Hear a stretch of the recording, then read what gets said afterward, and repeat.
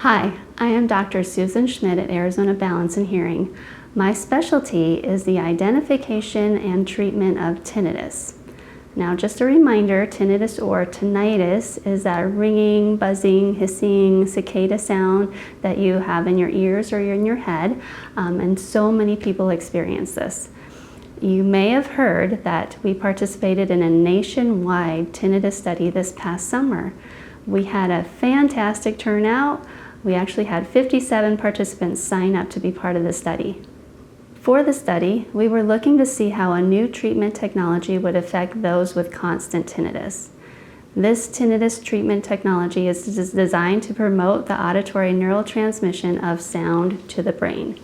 Anecdotally, prior to the study, we were noticing that this treatment was quite effective for our tinnitus patients. So when we had the opportunity to come up to be part of this nationwide study, we were thrilled to be part of it. We wanted to know, how effective is this treatment? Who will benefit from this treatment? And is there a way of predicting who are the best candidates for this treatment? At this date, we don't have the results of the nationwide study yet. However, I do have the results of our 57 participants in the Phoenix area that I would like to share with you all today. First, I would like to report that 95% of participants who completed the study benefited from this new treatment technology. Wow, 95% is a very high percentage, which is higher than I would have predicted. Now, when I say the word benefit, I am speaking to the fact that their tinnitus perception was lessened while using the technology. Here is a further breakdown of what these participants reported. 3 participants seemed to get no reduction from their tinnitus with this type of treatment. 8 participants reported minimal to 35% improvement on the first day of treatment. 16 participants experienced 30 to 60% decrease in their tinnitus perception initially. And the last group, 30 participants experienced a 65 to 100% reduction in their tinnitus initially. So about half of all those who volunteered experienced a very significant decrease in their tinnitus immediately on day 1 of treatment. For those who were very bothered by their tinnitus, this was a very momentous event, not hearing their internal noise instantaneously. It was quite powerful for some participants. So now, how did the participants do throughout the study? Everyone was seen 2 weeks after starting with the treatment technology to give them the recommended maximum neural stimulation. When we made some adjustments, most participants gained further decrease in their tinnitus perception. Then we saw everyone back at approximately 50 days after treatment. It was hard for many participants to rate their final amount of tinnitus reduction because of different reasons. For some, their actual tinnitus sound changed. For others, their tinnitus became intermittent, hearing it at times and not at other times. For others, their tinnitus spikes in volume were lessened with the therapy.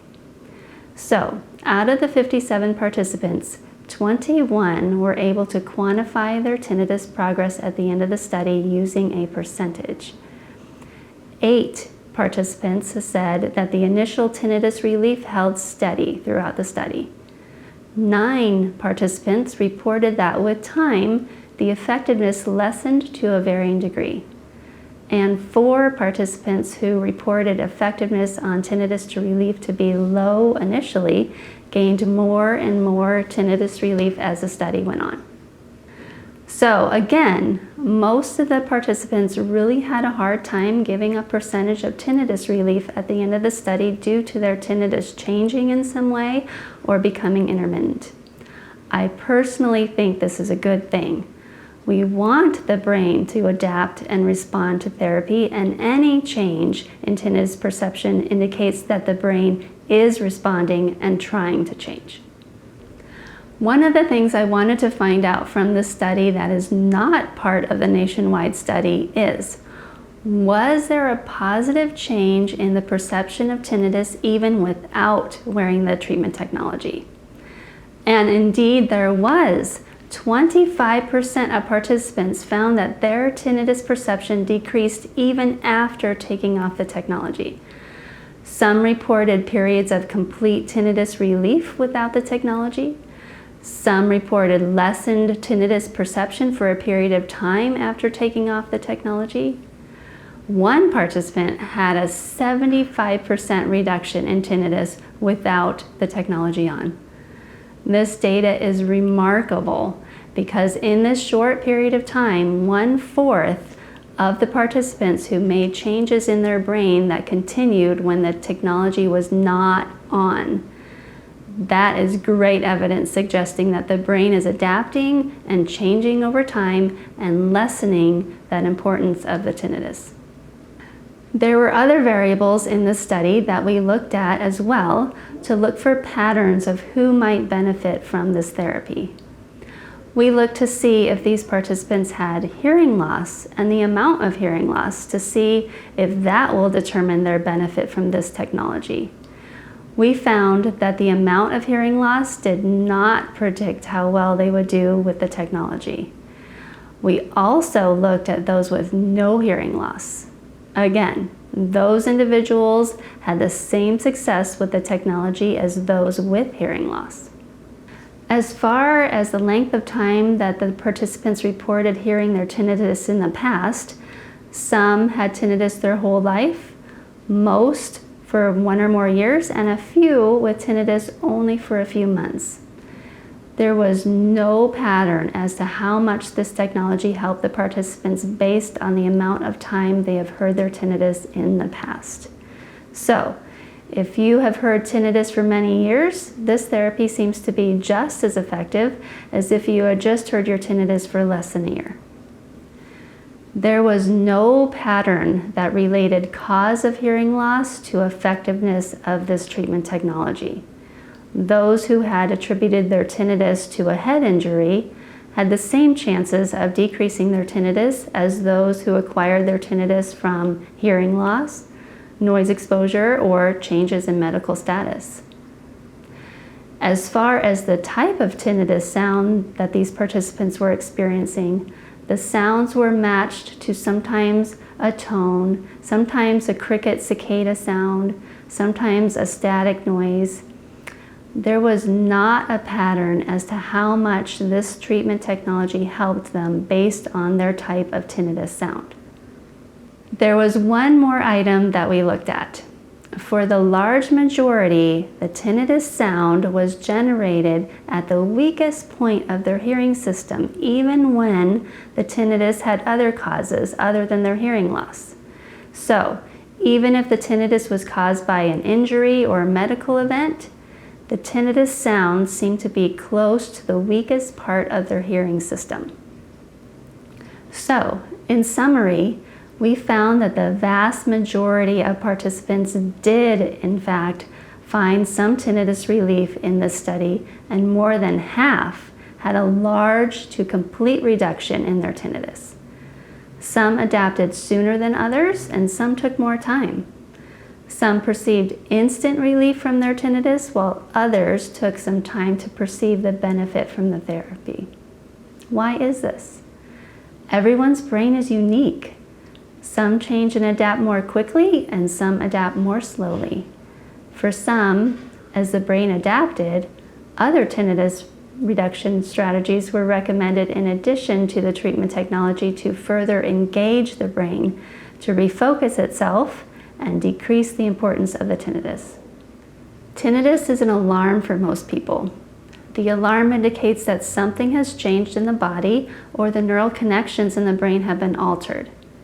This alarm comes slowly and subtly for some. For others, this alarm becomes more sudden and they become very aware of their tinnitus alarm. Nonetheless, it is an alarm that the brain is generating for a reason, and it should not be ignored. This neural technology is able to help the vast majority of people reduce their tinnitus alarm. I would like to sincerely thank all of you who volunteered, raised your hand and said, yes, I will come in to see if this technology can make my life more peaceful.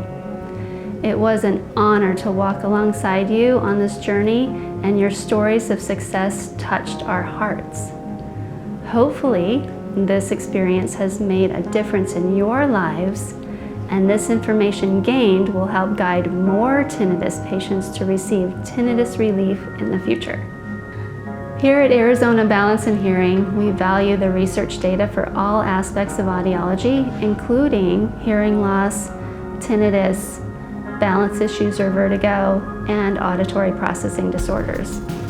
We are continually actively engaged in the latest research studies and providing our patients with the information regarding new advances in testing and treatment for audiological disorders. If you would like to continue to receive the newest information on these different topics, please follow us on Facebook, subscribe to our YouTube channel, and/or visit us on our website.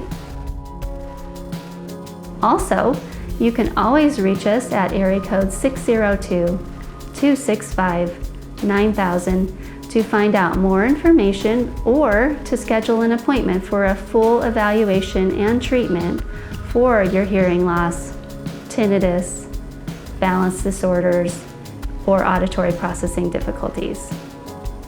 ABHA partnering with you to better balance, better hearing, better life.